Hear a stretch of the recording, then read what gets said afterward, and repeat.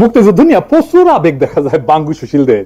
এরা আবেগে কাইন্দা দেয়, মুক্তিযুদ্ধ নিয়ে গব্ব করে, কিছু কইলে ফস কইরা ওঠে, আর রাজাকার পাকিস্তানের দালাল বইলা গালি দেওয়া শুরু করে, কয় পাকিস্তানকে যুদ্ধ করে হারাইছি। কিন্তু সত্যিকারের যুদ্ধটা যে কয়দিন হয়েছে ইন্ডিয়ার সাথে, সেই যুদ্ধে এই সকল মুক্তিযোদ্ধাদের কোনো উল্লেখযোগ্য ভূমিকা নাই। আমাদের সেক্টরগুলো সরাসরি যুদ্ধে যেটুকু ভূমিকা আছে সেটাই করবে। ইস্ট বেঙ্গল রেজিমেন্টের 8টা ব্যাটালিয়ন নিয়ে আমরা সেক্টর তৈরি করি, আমরা সেটা জানি।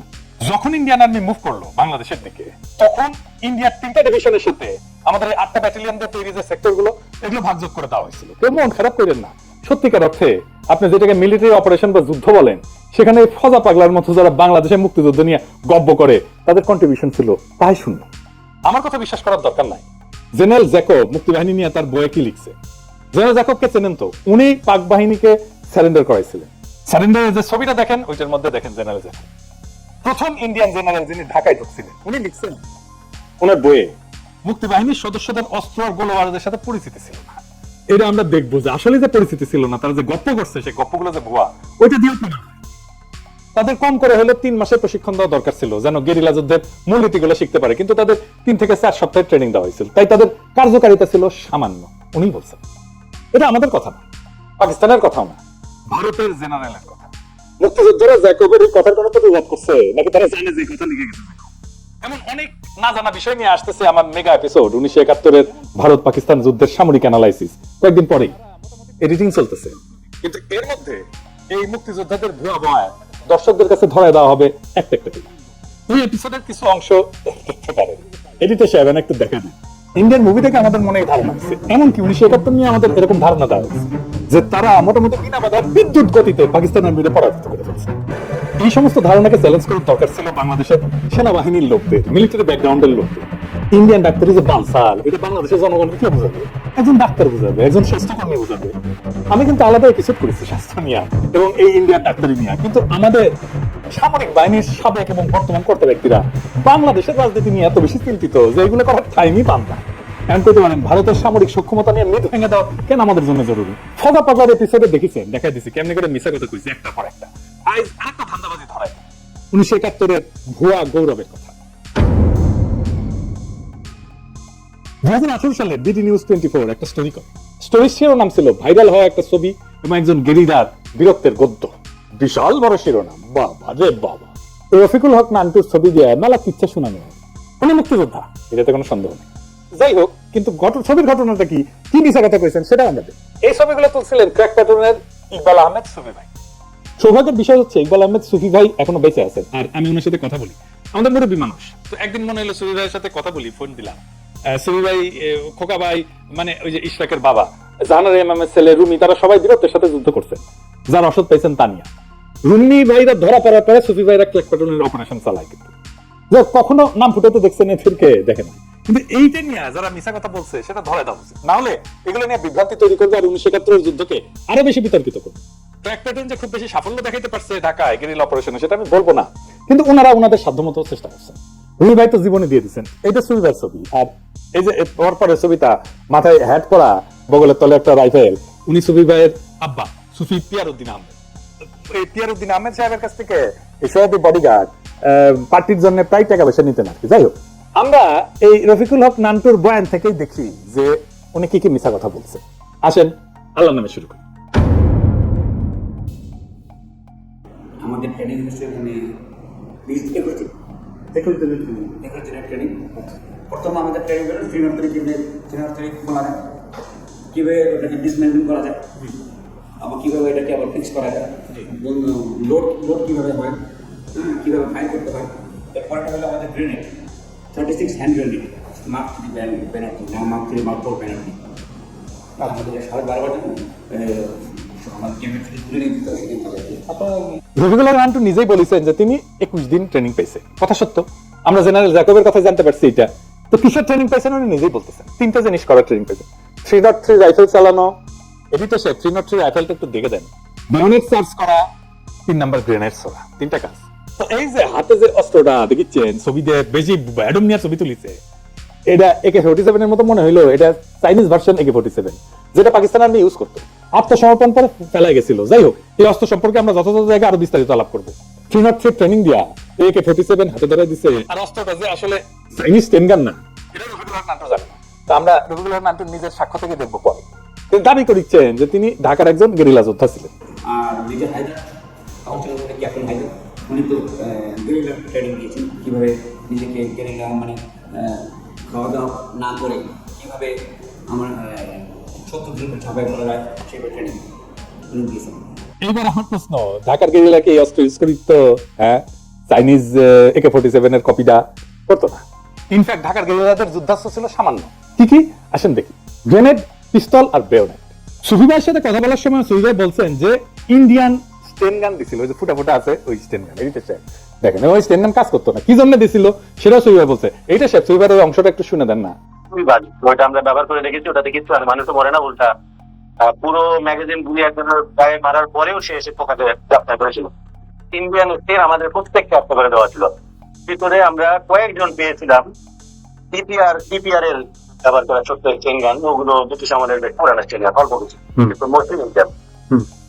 আমাদেরকে কিন্তু ফ্রন্ট যুদ্ধ করার জন্য পাঠানো হয়নি, শুধু আমাদের চেন গান গুলো দিয়েছিল আমাদের নিজেদের সেলফ জন্য।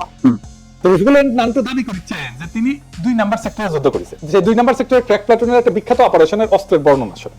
গেরিলাদের দেওয়া হয়েছিল মাত্র 12টা কালচে বাদামি রঙের পাইনাপেল টাইপ হ্যান্ড গ্রেনেড আর একটা করে বেয়োনেট।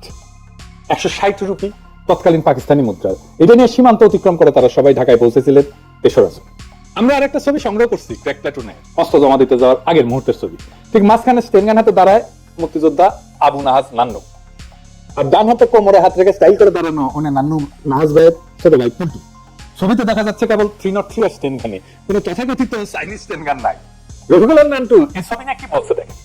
এই ছবিটা জানতে চাই, মানে আপনার সঙ্গে কি চালাতে আমাদের তো স্টেল গাড়ি যে দেখছি যেটা কিন্তু যদি আমাদেরকে দেখাতেন। এটা বললাম না যেদিন আমরা অপারেশন করলাম, যেদিন আমি এটা আমরা যে বাসাটা এটা পিলখানার কাছে, আচ্ছা, পিলখানার কাছে, তো যেখানে পিলখানা দেখা যায় এটা পিলখানা খোলা দেখা যায়। এটা একটা অবজারভেশন পোস্ট, ওপি বলে। একটু উপরে ধরা যাবে? অবজারভেশন ওপিতে একটা মেশিন থাকে, জি, SMD submachine gun, submachine gun. জি, এই মেশিন গানের এটা ট্রাইপড আছে, স্ট্যান্ড আছে, আপনার ক্যামেরার মতন স্ট্যান্ড আছে। মানে এটা আপনার ছবি? এটা আমার ছবি। আজিমপুরের পিলখানার কাছেই ছিল সহযোদ্ধার লস্করদের বাড়ি। চায়না বিল্ডিং বললে সবাই এক নামে চিনত। ওটা ছিল ঢাকার গেরিলাদের একটা অবজারভেশন পোস্ট। বাড়ির ছাদে স্ট্যান্ডে ফিট করা থাকতো মেশিন গান। আমরাও মাঝে মাঝে যাইতাম বাড়িটাতে। একদিন চাইনিজ স্ট্যান্ড গান নিয়ে বাড়ির ছাদে উঠছি, তখনই সহযোদ্ধা ইকবাল আহমেদ সুফি আমার 2টা ছবি তোলো। একটা স্ট্যান্ডে ফিট করা মেশিন গান পজিশনগত এবং অন্যটা স্ট্যান্ড গান হাতে দাঁড়ানো। ওই ছবিগুলোর দিকে তাকালেই 71টা মনে পড়ে যায়। এই যে ট্র্যাক প্লাটুনের আরেক সদস্য লস্করদের বাসা, ওই বাসার ধারে কাছে ওনারা যাইতেন না।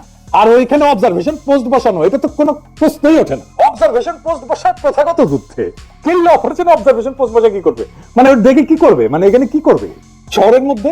এই মেশিন গান সংক্রান্ত বিষয়টা একটু বলি যে এটা যে অস্ত্রটা দেখা যাচ্ছে ওটা প্রকৃতপক্ষে মেশিন গান না, এটা লাইট মেশিন গান। ওই অস্ত্রটা ছাদের স্ট্যান্ডের সাথে ফিট করা না। অস্ত্রটা টার্গেটের জন্য প্লেস করতে হয় এবং সামনে 2টা মুভেবল স্ট্যান্ড থাকে এবং ওইটা রেখেই পোস্ট দেওয়া হয়েছে।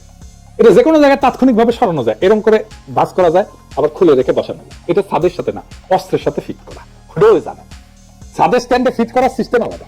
আর হাতে যেটা ওটা চাইনিজ স্ট্যান্ড গান, এটা চাইনিজদের AK-47 এর কপি ছিল, টাইপ 56 রাইফেল বলা হয়। এটা শেয়ার দেখেন টাইপ 56 রাইফেল, ওটা পাকিস্তানি আমি ব্যবহার করতো, দেখতে একই রকম।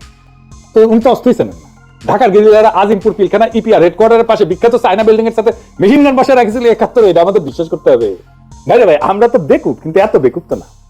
আচ্ছা এইবার আসেন আমরা সুফি ভাইয়ের বক্তব্য শুনি যে আসলে ওই ছাদে কেন এই অস্ত্রটা আসলে, উনি কখন ছবিটা তুলছিলেন। এই 2টা ছবি সুফি ভাই তুলছেন, উনি জানাচ্ছেন। এইগুলো 16 ডিসেম্বরের পরে তোলা। পাকিস্তানের অস্ত্র ফেলে গেছিল যত্রতত্র, সেটা জমা দেওয়ার জন্য চায়না বিল্ডিং এর ঠিকানা দেওয়া হয়েছিল, সেখানে সবাই অস্ত্র জমা দিয়ে যাচ্ছিল। এগুলো সেই অস্ত্র। শুনে না না, তাহলে সে যে দাবি করছে যে চায়না বিল্ডিং এ তাদের অবজারভেশন পোস্ট ছিল, এটা ঠিক না। কিন্তু আমাদের কোনো অপারেশনাল কিছু না, ওটা জাস্ট একটা ঠিকানা ছিল, মানুষকে বলা হয়েছিল, সাধারণ মানুষ বলেছিলাম যে ওইখানে এসে কারোর হাতে যদি অস্ত্র দেখে সেগুলো যেন ওখানে এসে সবাই জমা দেয়। সেটা তো স্বাধীনতার পরে, 16 ডিসেম্বরের পরে। পরে হ্যাঁ, আফটার 16 ডিসেম্বর। তার আগে ওটার কিছুই ছিল না। ওখানে তো লস্করের রেসিডেন্স ছিল, যে তার মা ওখানে বাস। তো তার মানে মুক্তিযুদ্ধের সময়, মুক্তিযুদ্ধ যখন হচ্ছে তখন চায়না বিল্ডিং এর উপরে অবজারভেশন পোস্ট থাকার কোনো সম্ভাবনা নাই। সম্ভাবনা নাই, এবং মুক্তিযুদ্ধ চলাকালীন হুম, চায়না বিল্ডিং এর নামও তো আমরা মুখে আনলাম, তো গোটা 10 কোটি টাকা। আচ্ছা আচ্ছা, তাহলে তাহলে এটা একদম একদম মিথ্যা দাবি, কমপ্লিটলি মিথ্যা দাবি। আপনারা যখন গেরিলা অপারেশন করতেন ক্র্যাক প্লাটুনে, তখন তো এই ধরনের অস্ত্র আপনাদের ছিল না নাকি? কি কি অস্ত্র ছিল? আমাদের প্রত্যেককে ছোট ইন্ডিয়ান স্টেন গান, আচ্ছা, ইন্ডিয়ান স্টেন, যেটা ফুটা ফুটা মানুষ থাকে না, খুবই বাজে, ওইটা আমরা ব্যবহার করে রেখেছি। ওটাতে কিছু আর মানুষ মরে না, উল্টা পুরো ম্যাগাজিন গুলি একজনের গায়ে মারার পরেও সে এসে পোকাতে যাত্রা করেছিল। সে ক্র্যাক প্যাটার্নে ছিল, সুরভের মতো সে দুইটা অপারেশনের অংশ নিয়েছিল। শোনেন তার মুখে।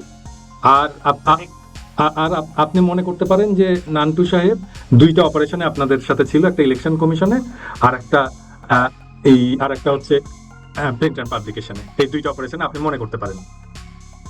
ওর বড় ভাই ওকে ঠিক করে। আচ্ছা, তো আলগা ফাপড় নেওয়ার কি দরকার ছিল? এইবার আসেন তার বিল্ডিং উড়ায় দেওয়ার দাবি নিয়ে।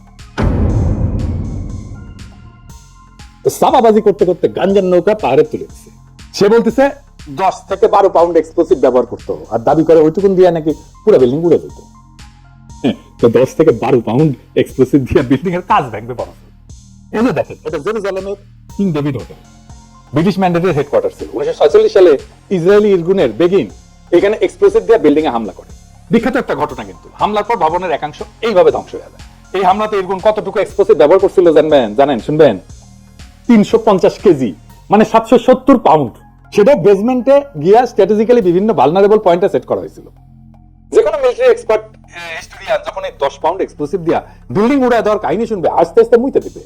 অবশ্যই সে কইছে 12 কেজি, মানে 25 পাউন্ড আর কি এক্সপ্লোসিভ।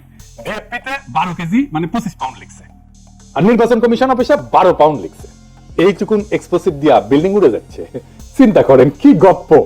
1883 সালে লেবাননে বৈরুতের আমেরিকান মেরিনদের ব্যারাকে হেজবুল্লাহ হামলা করছিল। সেই বোম্বিং এ 241 জন আমেরিকান সৈন্য এবং 58 জন ফ্রেঞ্চ সৈন্য মারা গেছিল। অত্যন্ত দুঃখজনক ঘটনা। এই একটা 19 টন ট্রাককে এক্সপ্লোসিভ দিয়ে ভর্তি করিয়া একজন সুইসাইড বোম্বার ব্যারাকের কাছে নিয়ে গিয়ে ডেটোনেট করে দিয়েছিল। সেখানে কত এক্সপ্লোসিভ ব্যবহার করেছিল জানেন? আন্দাজ করেন তো, 10 pound, 20 pound, 50 pound, 200 pound, 500 pound, কোনোটাই না।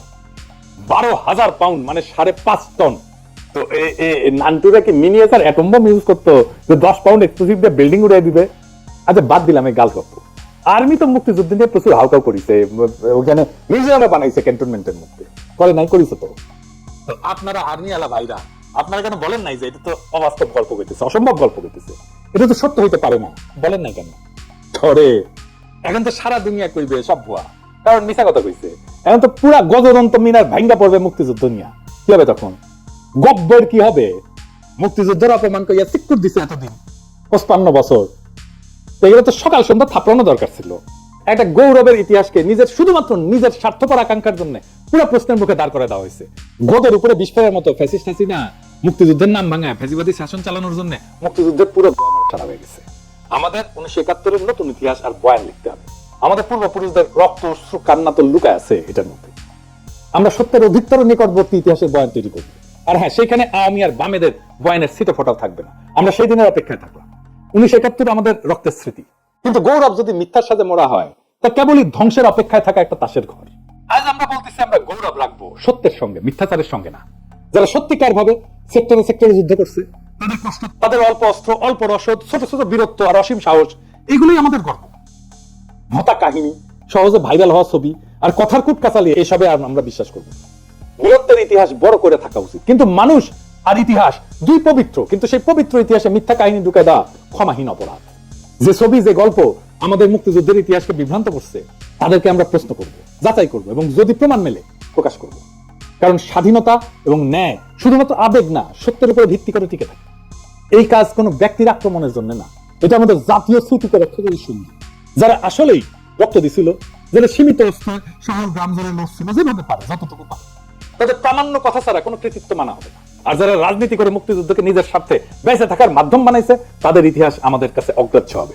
আমরা নতুন ইতিহাস লিখব সত্যের নীতি অবলম্বনে, প্রমাণ ভিত্তিক, ঘনিষ্ঠ সাক্ষ্য এবং সামরিক বিশ্লেষণের সঙ্গে।